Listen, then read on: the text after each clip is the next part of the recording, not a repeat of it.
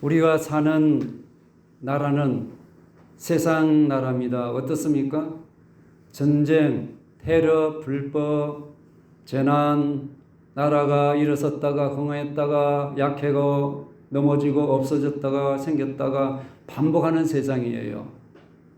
근데 이 세상 나라는 힘 있는 자가 권력을 쥐고 다스리죠.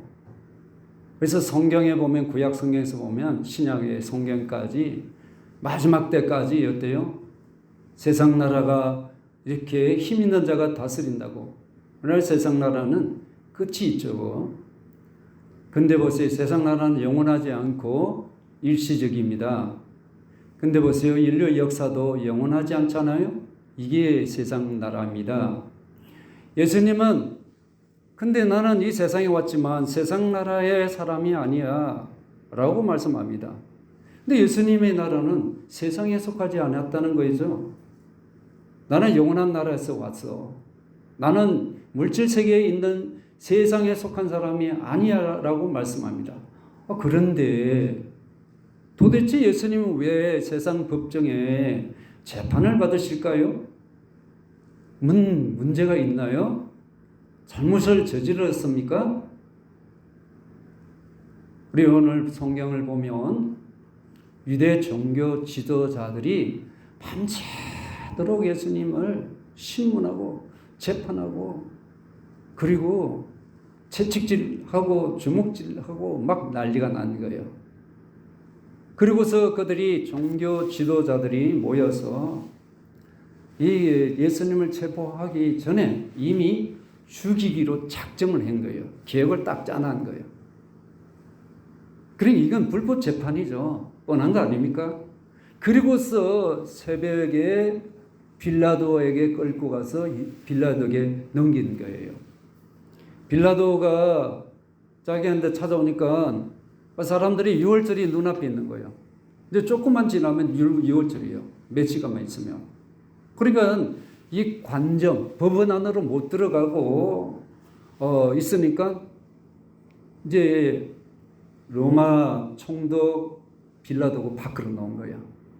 왜 그러면 유대인들이 법원 안으로 못 들어가냐? 이방 지역에 이방 사람하고 접촉하면 내일 지금 시간이 얼마 조금만 있으면 유월절인데 접촉하고 만나다 보면 이게 더러워진다고 생각을 하고 있었던 거예요.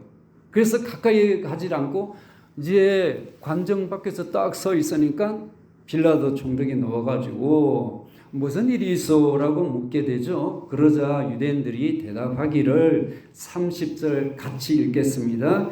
대답하여 이르되 이 사람이 행악자가 아니었더라면 우리가 당신에게 넘기지 아니하였겠나이다.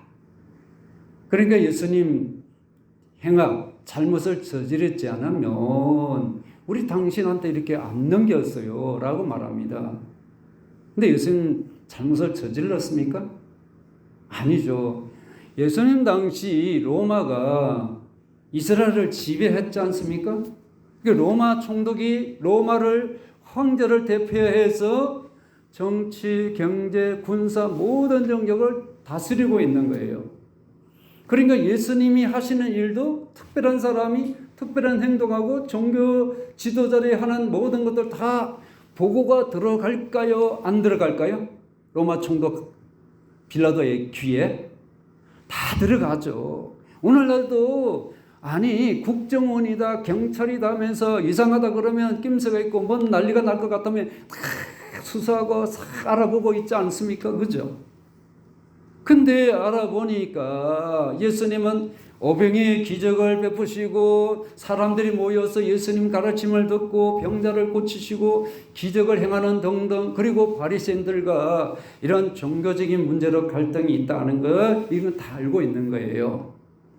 총독한테 이렇게 딱 이 유대인들이 넘겼단 말이죠. 이 총독 빌라도가 보니까 너무 뻔한 거예요. 이거 시기해가지고 예수님을 넘겼다는 거 마태복음 27장에 나와 있어요. 그러니까 데려가라고, 너희들 재판 너희들 해라, 이렇게 지금 말하고 있는 겁니다. 그랬더니 유대인들이 대답하기를 우리는 사람 죽일 법이 없습니다 라고 말합니다. 그런데요, 그렇지 않습니다. 레위기 24장 16절을 보면 여호와의 이름을 모독하면 그를 반드시 죽일지니 온 회중이 돌로 그를 칠 것이니라. 거루민이든지, 그러니까 이방 사람이든지 본토인이든지 여호와의 이름을 모독하면 그를 죽일지니라. 분명히 하나님 이름을 모독하면 죽인다고 말씀하고 있어요. 이 말씀을 모를까요? 알고 있어요. 근데 그들은 죽일 법적인 권한이 없다고 지금 말하고 있는 겁니다. 성경은 너 엉터리야. 아니야. 너 거짓말하고 있어. 너 죽일 권한이 있어. 하나님을 이름을 모독하면 죽일 수 있어. 라고 말합니다. 그런데 마태복음 26장에 보면 대제사장이 어떻게 합니까? 가야바가 예수님, 너 하나님 아들 그리스도이냐? 메시아냐? 신문을 합니다. 예수님 이에 대해서 이런 말을 합니다. 마태복음 26장 64절에서 66절 다 같이요. 시작. 예. 시작. 예수께서 이르시되 네가 말하였느니라. 그러나 내가 너에게 이르노니 이후에 인자가 권능의 우편에 앉아 있는 것과 하늘 구름을 타고 오는 것을 너희가 보리라 하시니, 이에 대제사장이 자기 옷을 찢으며 이르되 그가 신성모독하는 말을 하였으니 어찌 더 증인을 요구하리요. 보라, 너희가 지금 이 신성모독하는 말을 들었도다. 너희 생각은 어떠하냐? 대답하여 이르되 그는 사형에 해당하니라 하고. 아멘. 그러니까 레위기에 있는 이 말씀대로, 24장에 있는 말씀대로 그들은 알고 있습니까? 모릅니까? 알고 있죠. 그죠? 사형에 하나님 이름을 모독했다. 예수님이 하나님 아들이라 하니까 이 종교 지도자들이 신성모독이라고, 그리고 신성모독의 법으로 그 종교 재판으로 예수님을 죽일 수 있는 건데, 그런데 지금 대제사장 가야바가 이렇게 예수님을 빌라도 총독, 세상 법정에 이렇게 예수님을 끌고 오기 전에 모여서 한 이 이야기예요. 예수님 딱 앞에 두고 마태복음에서는. 그러니까 지금 봐라, 예수님 죽을 죄가 맞지 않냐 하고 말을 하면서도 옷을 확, 대제사장 옷을 찢습니다. 하나님을 모욕한 행위라고. 난 그래서 찢을 수밖에 없어 했는데, 성경에 보면 레위기 21장에 보면 대제사장은 옷을 찢으면 어떠한 경우도 찢으면 안 된다고 말씀하고 있습니다. 옷을 찢은 것은 사람들 마음을 자극시켜서 내가 하는 이 행동에, 사형시키는 이 행동에 내가 옷을 찢었으니까 너희들 가만히 있으면 안 돼. 나 따라와. 이 말이지 않습니까? 선동시키죠. 그죠? 말에 휘둘리죠. 여러분, 사람들의 말에, 행동에 맞네 하고 따라갈 때가 있잖아요. 뭐가 없어요? 진리가 없기 때문에 이렇게 되는 일이 일어날 수 있다는 거예요. 그러니까 지금 대제사장의 선동에 휘말려 순식간에 예수님이 사형에 해당되는 죄인이라고 딱 그들이 불법으로 판결을 내려놓은 거예요. 이미 정해놓는데 사람들 모아가지고 밤새도록 예수님 신문하고 난리치가지고 그렇게 행동해놨고, 그리고서 이제 사람들 심리를 이용해가지고 한 아주 악한 자임을 볼 수 있죠. 근데 지금 빌라도 총독 이방인한테 와서는 종교 문제를 끌고 온 것이 아니라 뭔 문제를 가져왔어요? 세상적인 법적인 문제를 가지고 딱 제목을 가지고 예수님을 이렇게 됐기 때문에 이 사람 사형 처형해야 된다고 이렇게 온 거예요. 종교 부분은 이미 자기들 다 사형해놨고서, 근데 우리는 사형할 수 있는 권리가 없다고 말하고, 이게 거짓말하고 있는 거예요, 이들이. 그러니까 보세요. 그들은 보세요. 스데반 집사가 예수님을 전하다가 돌에 맞아 죽은 거 아시죠? 그리고 야고보 사도가 재판도 없이 죽었어요. 이들에 의해서. 그리고 보면 이들이 본문에서 죽일 권한이 없다고 하는 것 앞뒤 말이 맞습니까? 틀립니까? 틀리죠. 사람 마음대로 죽이기도 하고 자기 마음대로 살리기도 하는 얼마나 위선적이고 거짓된가를 알 수 있죠. 왜 이들은 세상 법정인 로마 법으로 예수님을 처형시키려고 할까요? 그러니까 예수님 죽이면 자기 손에 피가 묻지 않았습니까? 그렇죠? 책임을 누가 져요? 죽인 내가 책임지잖아요. 그럴 필요 없어. 이방인 로마 이 총독한테 떠넘기자. 얼마나 그 사람이 우리 나라를 다스리겠는데 우리는 그냥 그 사람들 이렇게 밀어내자. 이렇게 식으로 간 거예요. 그러니까 예수님을 로마 십자가 그 당시에 로마 법에서는 아주 악질의 최악의 그 형벌이 십자가의 행위예요. 로마 법이에요. 이스라엘에는 십자가 처형법이 없습니다. 이게 예수님을 십자가에 처형시키려고 이렇게 이 유대인 종교 지도자를 얼마나 악한 거 아시겠죠? 우리는 악하지 않다고 생각해요. 이렇게 인간은 악하다는 것을 보여주고 있습니다. 그런데 그러면 예수님을 이제 세상 법정에 세워가지고 잘못을 저질렀다고 하는데 무엇이 문제예요? 아무것도 아니에요. 그러면 이에 대해서 성경은 어떻게 말씀하고 있을까요? 세상 법정에 선 예수 그리스도에 대해서 어떻게 말씀하고 있을까요? 32절을 다 같이 합독합니다. 시작. 이는 예수께서 자기가 어떠한 죽음으로 죽을 것을 가리켜 하신 말씀을 응하게 하려 함이라. 아멘.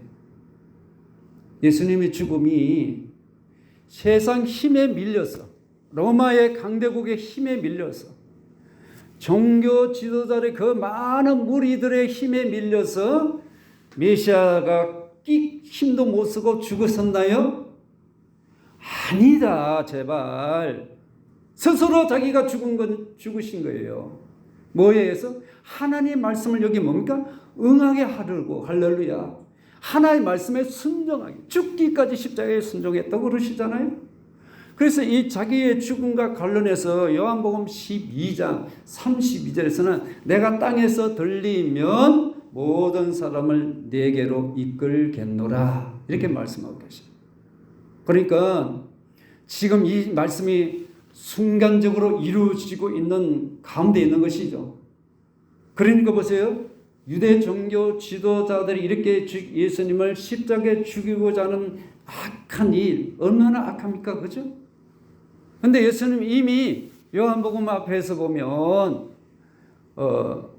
모세가 강에서 불뱀에 물려 죽은 자 노뱀을 봤을 때 든 것을 볼 때 살아나더라고 말씀했잖아요. 그걸 비해서 인자도 들림을 받게 된다고 자기를 그렇게 비유적으로 표현했습니다. 그러면 유대인이나 빌라도가 이게 십자가를 처형하는 건 그들의 힘에 의해서 모함에서 억울하게 예수님 처형을 당하는 것이 아니란 것이죠. 이해가 되십니까? 오직 십자가의 처형은 하나님의 계획대로 이루어진 거예요. 그러면 예수님이 십자가에 달려 죽으셔야 합니까? 온 인류의 죄 때문입니다.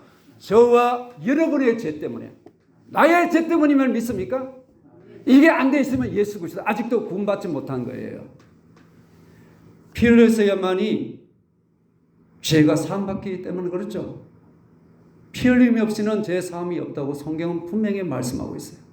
그래서 예수님이 세상 법정에 서 계신 거예요.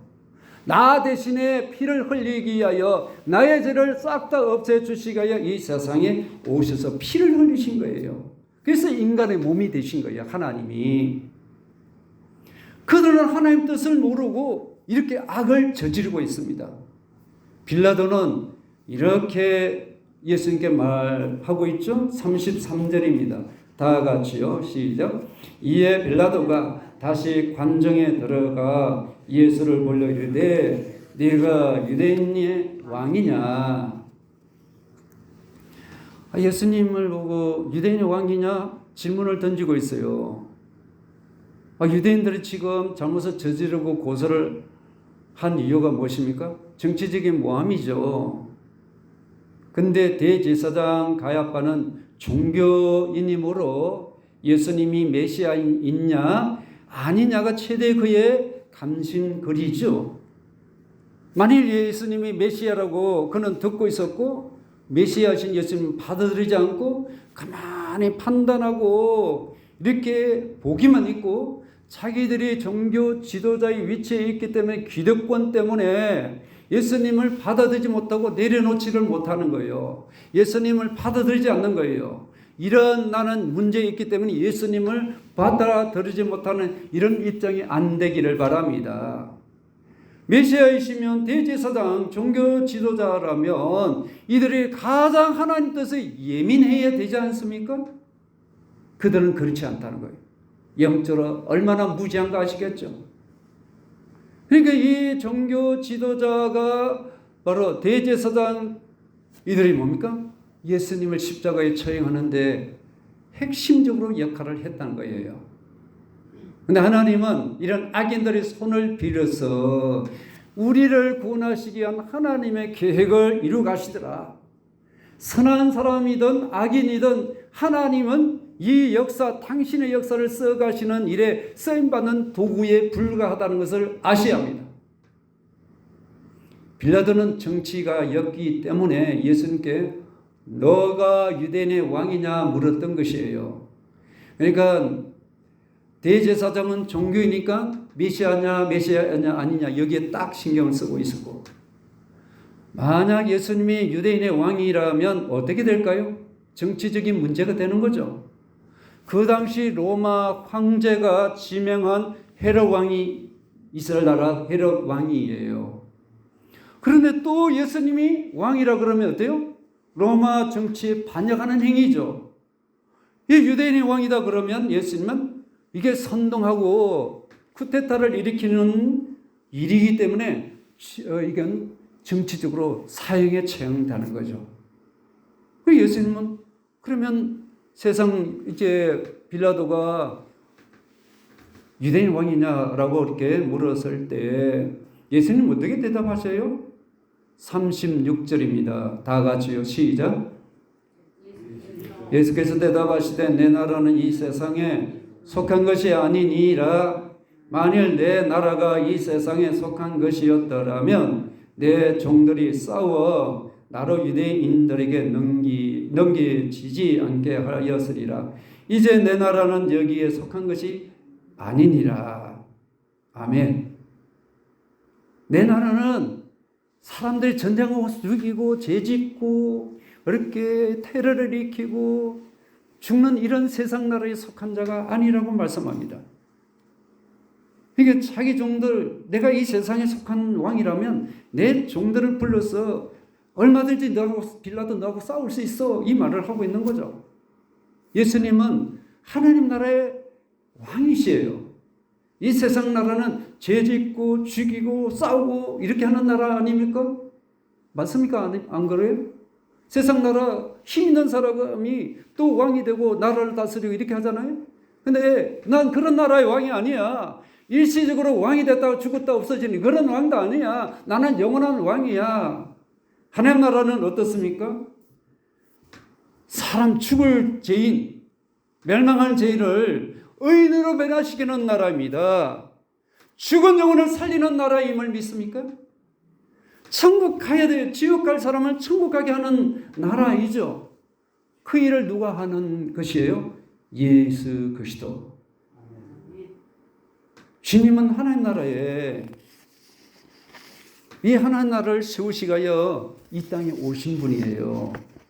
하나님 나라는 어떤 곳이라고 생각합니까? 여러분 막연하지 않습니까 지금? 로마서 14장 17절에 보면 우리말 성경 번역에 보면 하나님 나라는 먹고 마시는 것이 아니라 성령 안에서 의와 평강과 기쁨이라고 말하고 있습니다. 의와 평강, 희락, 눈에 보입니까? 안 보입니까? 내가 속에서 기뻐하는 거 볼 수 있어요? 없어요? 못 봐요. 이 말은 영적인 거란 거예요. 하나님 나라의 백성이면 뭘 추구해야 돼요? 먹고 마시는 거 추구하는 거 아니란 거예요. 여러분, 먹고 마시는 거 더 추구하고 있다면 하나님 나라를 추구하는 삶이 아니란 거예요. 육신적인 삶이에요. 영적 삶은 적당하게 그냥 신앙생활하고 내가 원하는 것은 먹고 마시고 주님 통해서 먹고 마시고 주세요 얘기하는 거, 이건 아니란 거예요. 그러니까 만족이 없죠. 영원한 만족은 의와 평강과 기쁨이 내 안에 들어올 때, 희락이 들어올 때 그게 만족하는 거예요. 영원한 것을 만족한, 하나님의 형상대로 우리를 창조하셨기 때문에 영적인 것이 들어올 때에 내가 만족하는 겁니다. 육신의 욕심을 따라 사니까. 그러니까 그대로 가면은 허망한 거예요. 내가 이렇게 살려고 왔나? 이렇게 내가 지금까지 이렇게 이거 움켜쥐려고 내가 살기 위해서 몸부림쳤냐? 허당인 인생을 살게 되는 거예요. 후회하는 인생이 된다는 거예요. 여러분, 영적인 것을 추구하시기를 바랍니다. 예수님께서 이 땅에 오심으로 하나님 나라가 이미 임하셨죠. 어느 날 유대 종교 지도자인 니고데모가, 바리새인이고 율법을 가르치는 이 니고데모가 어느 날 밤에 예수님께 찾아왔어요. 예수님하고 이렇게 주고받으면서 했을 때 예수님은 그에게 이런 말씀하시죠.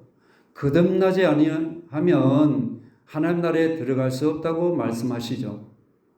어떻게 거듭납니까? 어머니 뱃속에 또 내가 들어갔다가 놓아야 또 두 번째 태어납니까? 그는 너무나도 몰랐지 않습니까? 하나님 나라는 육신으로 그렇게 다시 태어나는 거 아니야. 이로부터 태어나야 된다는 겁니다. 이로부터 태어나려면 어떻게 합니까? 물과 성령으로 거듭나야 하나님 나라를 볼 수 있고 들어갈 수 있다는 겁니다. 물이 뭡니까? 회개하고 죄에 대한 회개하고 세례를 받는 것을 말하는 거죠. 그리고 성령이 뭡니까? 성령 하나님을 우리가 받아들일 때 하나님 영이 내 안에 들어와야 거듭나는 것이죠. 여러분, 하나님 영이 예수 세례만 받으면 되는 거예요? 1년 정도 다니까 세례문답하라 해가지고 세례받았다. 성령 체험하지 않은 분들이 태반이에요. 그러니까 모르는 거예요. 그러니까 세상에 잘못된 진리 있으면 싹 위협받아 거의 끌려가는 사람이 이렇게 많은 거예요. 성령을 체험해야 됩니다. 하나님의 영을 받지 않으면 하나님 나라 백성이 아닌 거예요. 예수님을 진정으로 예수님을 영접하면 주의 회개하고 성령의 의지하여 회개하며 예수님 모시면 성령이 우리 안에 들어오시죠. 그래서 이걸 거듭난 걸 모르면 어떻게 거듭난 거 언제 그런 일이 일어납니까? 이런 질문하고 장소적으로 생각한 거예요. 우리나라는 어때요? 이 국토가 바다와 하늘과 이게 뭡니까? 우리나라 영토가 이쪽 그죠? 우리나라 법으로 다스리는 영역이 있어요. 근데 우리나라 또 중국이든 일본이든 경계선이 있잖아요. 그죠? 하나님 나라는 그런 식으로 경계선이 있을까요? 없을까요? 네? 없습니다. 하나님이 통치하는 곳이 바로 하나님 나라예요. 하나님이 나와 함께하는 그 삶이 하나님의 나라입니다. 그렇다면 이 바리새인들이 예수님께 와서 하나님 나라는 언제 임합니까? 언제 예수님께 물어본 것이죠. 예수님은 하나님 나라는 볼 수 있게 임하는 것이 아니라 또 여기 있다 저기 있다 저기 여기 장소의 문제고 시간의 문제이죠. 있다고 못한다. 하나님 나라는 너희 안에 있다. 할렐루야. 이 말씀은 하나님 나라가 이 땅에 왔는데 예수님이 하나님 나라를 가지고 천국을 가지고 오셨잖아요. 내가 예수님을 구주로 영접하면 내 마음에 하나님 나라가 임한 거예요. 하나님 나라가 내 안에서 시작됩니다. 여러분 안에 하나님 나라가 시작됐습니까?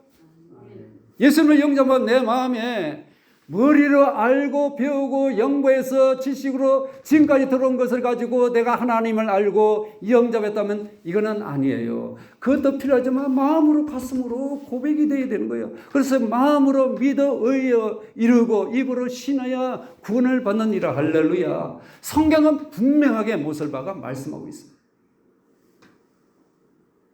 내 마음에 예수님을 구주로 왕으로 주인 모시면 하나님 나라가 내게 있는 거예요.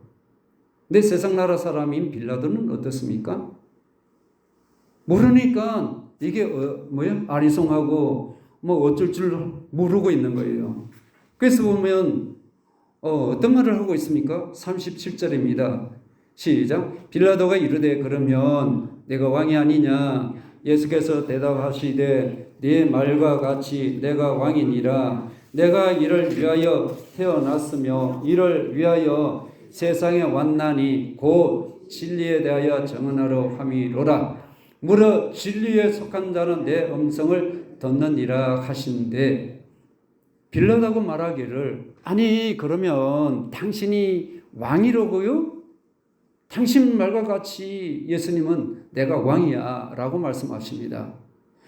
그래도 당신이 왕이라고 이 말은 좀 조롱적인 것도 있고 비웃는 말도 되기도 하고 너무나도 의하고 놀래가지고 아니 당신 같은 사람이 왕이라고? 이런 두 가지 의미가 들어가 있는 거예요. 왕이라면 적어도 왕의 어떤 왕복을 입든지 어떤 지금 자기를 재판으로 끌고 가려면 자기 부하들이 쫙 와가지고 대동해가지고 뭔가 딱 유사시이면 언제든지 보호하고 우리 대통령을 요즘 경호하듯이 딱 뭐 이렇게 있을 거 아닙니까? 그죠? 탈랑 예수님은 혼자 딱 법정 앞에 딱 서 있으셔요. 그리고 대제사장 그 밑에 있는 군병들이 예수님 얼굴을 쳐가지고 얼굴에 부어 있어.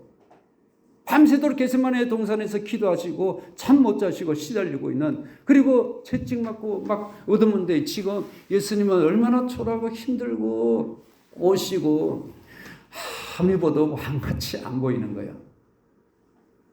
근데 부하라고 하면 적어도 있어야 되잖아요. 예수님 따르는 제자 한 명도 없어요. 세상에 진리를 증언하기 위해서 왔다고 하시는데 지금 예수님 가장 어려운 시기에 있지 않습니까? 그죠?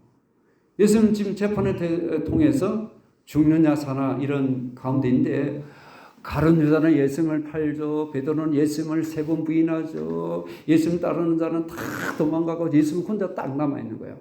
이게 무슨 왕이에요? 여러분 어떻게 생각하세요? 그래도 예수님 따라가세요? 예? 그래도 내 왕이라고 지금 따라가시겠나고 이런 왕을. 근데 보세요. 진리를 따르는 자들은 하나도 따르지 않습니다. 근데 진리에 속한 자는 예수님은 내 음성을 듣는다고 하시잖아요. 진리는 혼자라도 진리입니다. 많은 사람이 있다고 진리가 아니에요. 많은 사람이 거기 간다고 진리가 아닙니다. 그러면 아무리 어렵고 제자들이 배반하고 떠나가고 어떤 말을 해도 진리는 진리예요. 이 진리가 무엇이냐 이렇게 물었을 때 빌라도가 하는 말과 예수님의 진리라는 말과 틀려요. 예수님 하신 말은 그 진리, 오직 유일한 진리. 세상에도 진리가 있잖아요. 이 상대적이에요. 사람들이 공자나 이런 사람들을, 명자나 세상에 이치 진리를 말하잖아요. 이거 영원하지 않아요. 옛사람이잖아요. 세월이 가면 잊어버려요. 근데 하나님의 말씀은 영원한 진리, 절대적인 진리이기 때문에 상대적이 아닌 거예요. 그러니까 영원한 진리예요. 우리가 믿는 거. 할렐루야. 세상에 말하는 진리는 상대적이에요. 그보다 더 좋은 진리가 있으면 그 사람은 아무도 아니고 뒤로 물러가서 그 사람 옛날에 그런 말 했더라, 좋은 말을 했더라, 좋은 분이야, 성현이야, 이렇게 끝나는 거예요. 하나님의 진리는 상대적인 거 아니에요. 그러나 빌라도가 말하는 진리는 그게는 그 진리가 아니에요. 그냥 진리예요. 절대적인 진리가 아니에요. 온리 아니고 유일하지 않다는 겁니다. 이걸 아셔야 됩니다. 진리를 말한다고 똑같은 진리가 아닙니다. 진리를 통해서 어느 경지에 들어가기도 하지만 그러나 영원한 나라에 들어가지는 못하는 거예요. 참된 진리가 아니기 때문에. 그래서 지금 예수님이 빌라도 앞에 재판을 받으시잖아요. 근데 여기서 우리가 한번 생각할 문제가 있는데요. 무엇이 있냐면 세상에 빛이신 예수님이시죠. 근데 예수님이 요한복음 1장 11절에 보면 자기 백성들이 자기를 빛이신 주님을 받아들이지 않았어요. 빌라도 역시 어둠에 속하니까 빛을 거부하는 거예요. 빛을 받아들이면 어때요? 진리를 따라가는 자는 거예요. 왜요? 예수님 분명히 말씀하시죠? 진리에 속한 자는 내 음성을 듣는다 그러잖아요. 여러분, 예수의 음성을 듣고 계십니까? 듣는다는 순종한다는 뜻이에요. 예수님의 진리의 말씀을 듣고 순종하는 분들입니까? 왜 가만히 계세요?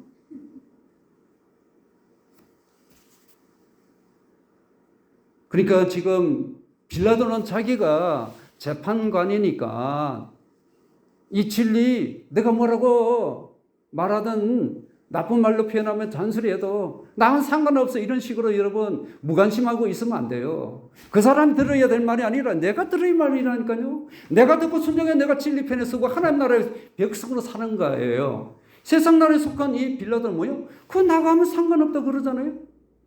진리는 힘이 있고 그 당시에 세상에 이렇게 옳다고 생각하는 것이 진리지 않습니까? 이성적으로 생각해서 그런 진리 말고 사람을 살리고 영원한 세계로 갈 수 있는 하나님 나라에 들어갈 수 있는 참된 진리를 네가 믿고 순종하느냐, 이게 없지 않냐 이 말이에요. 그러니까 지금 세상 재판에 이렇게 예수님 서 계시지만 진리를 받아들이지 않는 이 빌라도들은 그 삶의 자리가 어떻게 돼요? 자기가 살아온 삶을 책임을 져야 합니다. 우리가 빌라도라면 이 진리를 받아들이지 않다면 내가 내 인생 삶을 끝까지 살았던 것을 책임을 져야 됩니다. 언제요? 하늘 법정 앞에 설 때에. 빌라도는 지금 자기가 재판관이라고 나하고 상관없다고 착각하고 있지 않습니까? 여러분, 나하고 상관없다고 혹시 빌라도처럼 착각하고 있지는 않습니까? 진리의 왕이신 예수님의 심판을 기다리고 있는 줄 모르고 있는 거예요. 예수님이 계신 곳은 언제 어디서나 재판 자리가 되고 구원의 자리가 될 수 있는 거죠. 예수님을 받아들이면 구원의 자리가 될 것이고 예수님의 자리를 거부하면 거기는 심판의 자리가 되는 거죠. 그래서 나의 행동 여부에 따라서 영생도 영벌도 받을 수가 있습니다. 예수님이 서신 곳은 어디라도 영원한 생명과 영원한 행복을 받게 만드는 재판장임을 꼭 기억하십시다.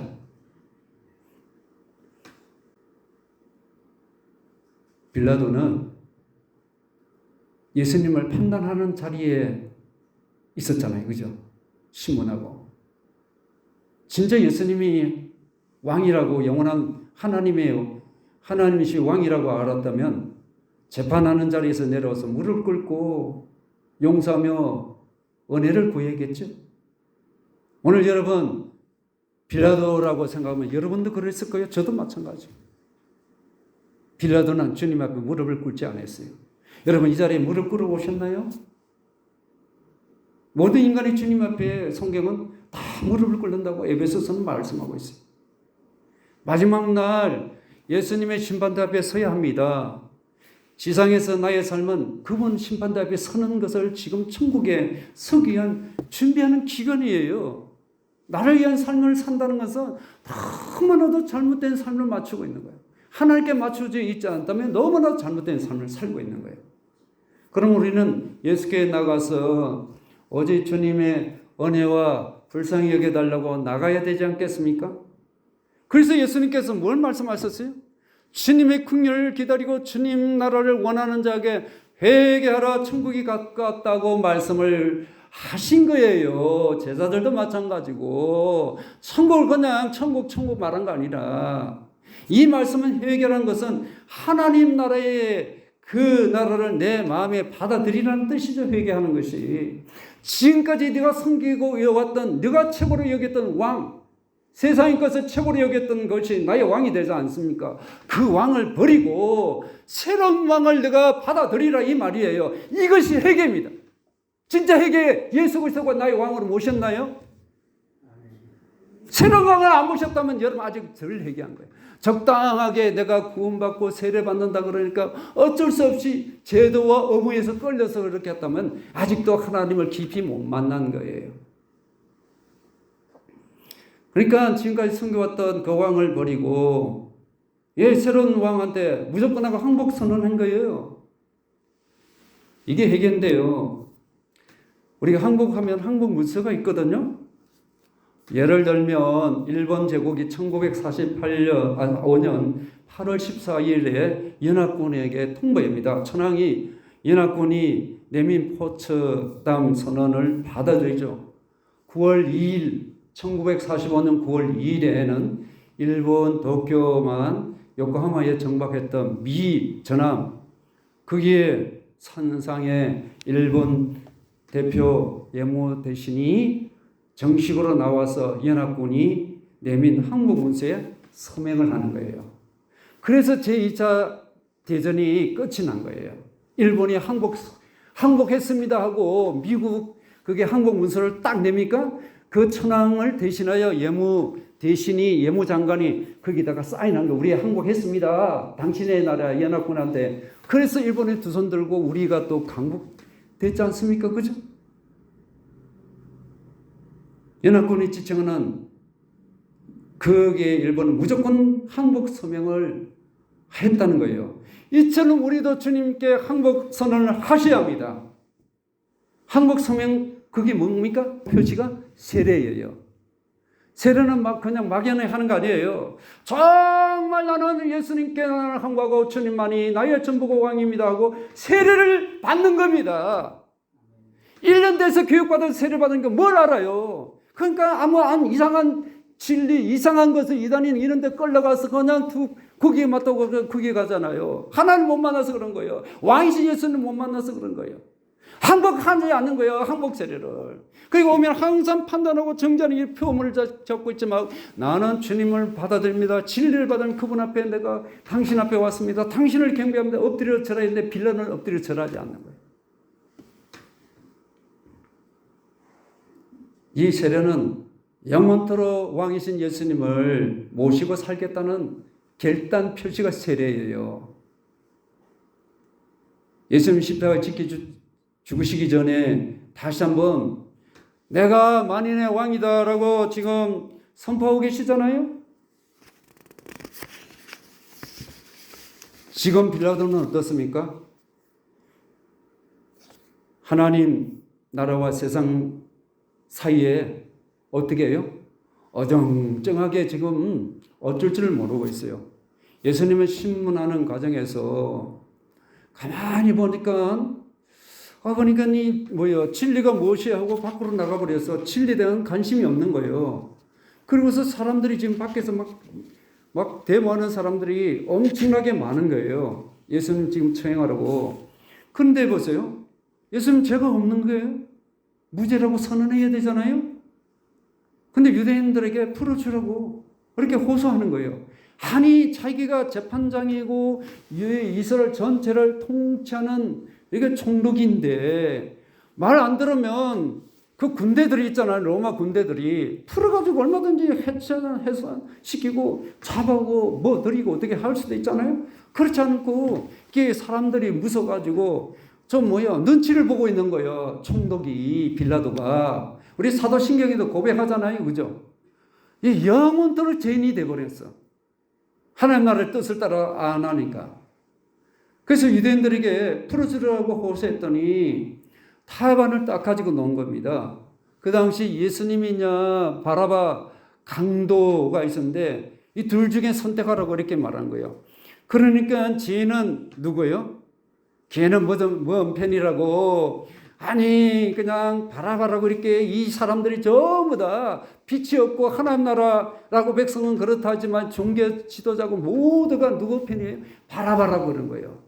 마치 자기가 의롭다고 나는 약한 자를 나는 끌어안는다고 하지만 진리가 없고 의가 없는 거예요. 하나님은 의와 평강 희락의 나라잖아요. 의는 옳고 그름을 올바르게 하는 것이 의 아닙니까?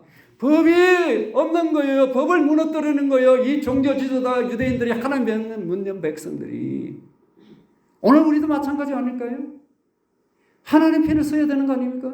죄인의 편에 서서 바라바고 이렇게 지금 바람을 띄고 예수를 죽여야 된다. 의인이신 예수님 편에 안 선 거예요. 의인의 편에 서는 것이 하나님 나라에 속한 자 아닙니까? 그러니까 보세요. 바라바는 이리지도 못하고 저리지도 못하고 하나님 나라고 세상 나라 또 양다리 걸치고 있는 겁니다. 우리도 마찬가지입니다. 바라바처럼 여러분 하나님 나라하고 세상 나라 걸쳐 있으면 고민하게 되는 거예요. 갈등하게 됩니다. 하나님 나라를 경험하기를 바랍니다. 양다리 걸치지 마시기를 바랍니다. 하나님께 마음을 고정시키기를 바랍니다. 하나님 한 번만 선택하시기를 바랍니다. 세상에 마음 주기 시작하면 갈등하게 되고 고통을 받게 되게 됩니다. 기도해도 은혜가 안 돼요. 성경 읽어도 마음이 평안이 안 돼요. 찬송해도 하다가도 말게 돼요. 마음이 나눠지는 거예요. 이렇게 할까 저렇게 할까 마음이 나눠진 거예요. 마음이 나눠지면 지금 내가 하나님께 딱 올인하지 못하고 있다는 거예요. 오직 하나님은 두 마음을 품지 말라고 그러죠. 왜 마음이 나눠졌어요? 내가 문제이죠, 그죠? 하나님이 기뻐하시지 않는 거예요. 오직 한 마음으로 가셔야 합니다. 왜 두 마음을 품고 있느냐 이거예요. 이랬까 저랬까가 아니에요. 하나님이 기뻐하시지 않습니다. 하나의 마음을 품고 주를 따라가기를 바랍니다. 세상과 하나님 나라와 둘로 섬길 수 없어요. 두 주인이 없어. 두 주인이면 싸우게 돼 있어. 내 안에서 싸우게 돼 있어. 갈등하게 돼 있어. 오직 한 분 나의 왕이신 예수 그리스도만 섬길 때 감사와 기쁨이 있습니다. 평안이 있습니다. 그러므로 우리는 예수님의 십자가 앞에 그 보혈 앞에 엎드려서 용서를 구하시고 주님의 은혜를 얻으시기를 바라며 또 기도하시기를 바랍니다. 그분을 찬양하면서 주님은 그 하나님 주님의 나라를 깊이 경험하고 누리면서 하나님 나라를 선포하는 우리 이웃에게